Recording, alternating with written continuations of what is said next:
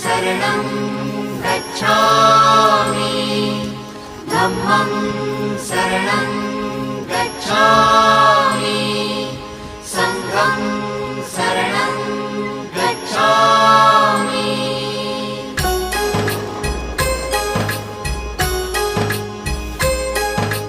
बुद्धं शरणं गच्छामि